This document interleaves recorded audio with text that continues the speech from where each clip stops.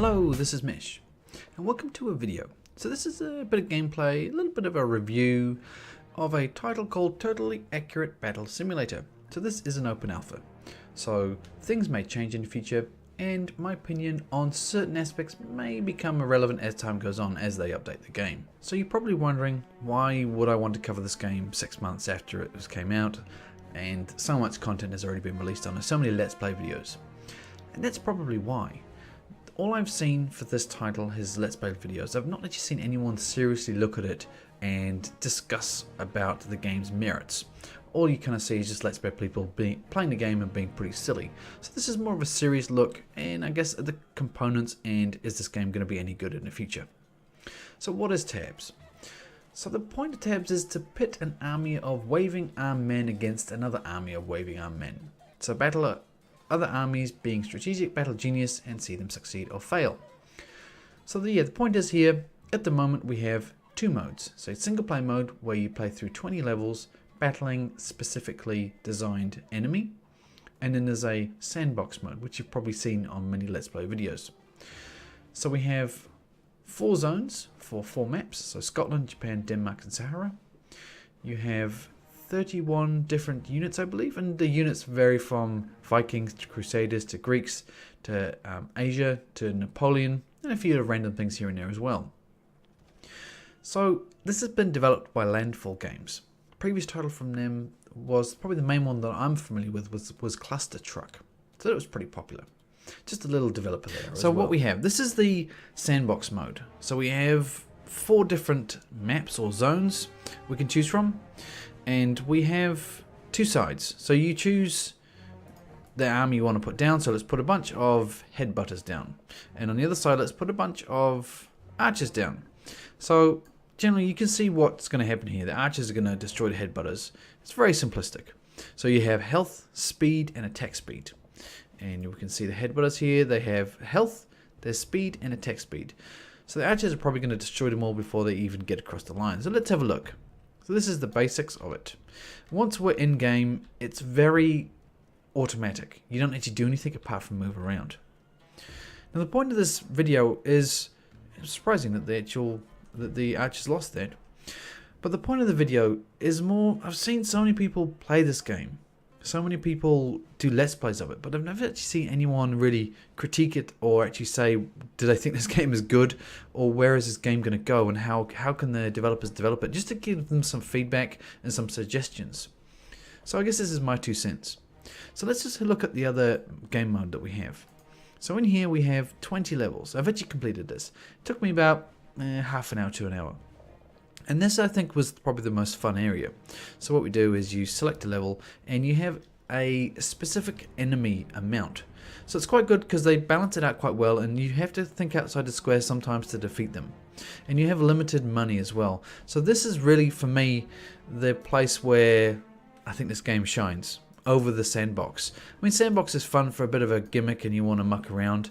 But I don't know, I think something like this is more where this game is going to benefit in the long term. So let's just chuck that in as we go, just off they go. So is this game any good? I mean, you've seen, obviously, you have famous Let's Players play it, and it is quite fun. It does have a fun element to it, and that element is for me, it is in here with a specific enemy that you need to defeat, and quite a nice diversity. And remember, this game is in alpha, so it's going to change as time goes on. They're going to do more. Hey, we actually, oh no, I thought we won that one, but those guys are still going. They have a lot of health. So yeah, this game could change a lot. So that's really why I wanted to kind of give the developers some feedback, if they even see this video, of course. Hey, we won. So I guess the things that I want to see more of. I want to see more of these levels. I think that's important. Sure, the sandbox mode is good for people that want to do Let's Plays and stuff like that, because you can make all types of crazy stuff in here. I mean, your world's your oyster because you're not limited by your currency, so you can do some crazy stuff, and that's fine. But for actual single player people playing it and actually wanting to enjoy the game by themselves, you know, that's probably not going to be too much time spent in there.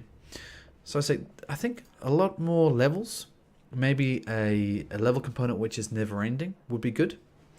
And also a few other options I think would work well with this game. So possibly turn on gore. It's not obviously ideal for everybody, but I think it would add a lot to it. So things like, I guess, dismemberment and just that kind of blood and things like that happening, because well, it seems quite macabre, but the idea is quite comical in a situation like this when it's ragdoll physics. To add things like that would really be quite comical. Things like this, and maybe voices as well. So you see how most of my guys actually just died of my own plan there, because these guys just blew up the drum rollers. You know, things like just having them with comical screams would be quite funny. It would add a little bit to the game, just an idea. Okay, so let's get rid of those guys, because that's obviously not going to work. Let's add some Vikings in. Let's just add a whole bunch and see how they go. And it's good too, it actually tells you how it's going to perform on your machine. That's quite nice. So let's just chuck them in there. Okay, off they go. I wonder if they'll actually make it through. Another thing I would like to see them implement as well is having abilities. Whilst I like kind of sitting back and watching what's going on here, give us another option to say, you know, maybe have a currency that you can earn. And you could, if you get it to a certain point, maybe you say, you know, get 500 gold or whatever the currency may be, you can actually have an ability. So if you see, you know, maybe a revive of a circle on the ground, you could revive 10 troops within it. Or maybe a bomb that you could do. Something cool, you know, maybe you could call in reinforcements. That would be pretty cool. I think that would add a real addition to the game, a real diversity to the game. Because things like this here, I can see where they're going with it, and it can be quite strategic, so that's pretty cool. Trying to figure out a way around it to try and get rid of those catapults was quite cool. I think what I'll do is just something like this and add a chariot. There we go, and see how that goes. And another really good thing would be multiplayer. Now that would be pretty cool. Being able to actually fight your friends, or just fight random multiplayer online. That would be pretty cool. Just to see the crazy things that people come up with, and it would just add that you know, that flair to a game as well. And that also would really build on if you were to be able to do certain abilities in game. That would be pretty cool. And you see how they got destroyed there as well. So yeah, all in all, I think the game is pretty cool. I like the kind of single player, this option here, a lot better.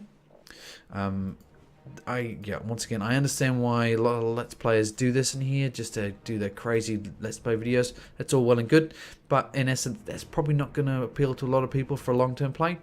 But you could get a long-term play out of a lot more levels. Some never-ending mode, which you have to continually try and fight to get a top score, would be pretty cool. And once again, the multiplayer would be nice. Abilities, a lot more units is always good. A lot more maps, some more random events as well would be quite nice. But yeah, it has potential. It's obviously open alpha at the moment, so there's a lot going on here. Not sure when the game is going to be released, but I thought I just wanted to cover it and just give you my thoughts there, just to try and put a rational spin on this game, as you've probably only seen Let's Players and their point, and I guess the lack of point of view and just gameplay on it. So that was my point of view. So I hope you enjoyed this video. Subscribe for more content from Downtime Distraction here.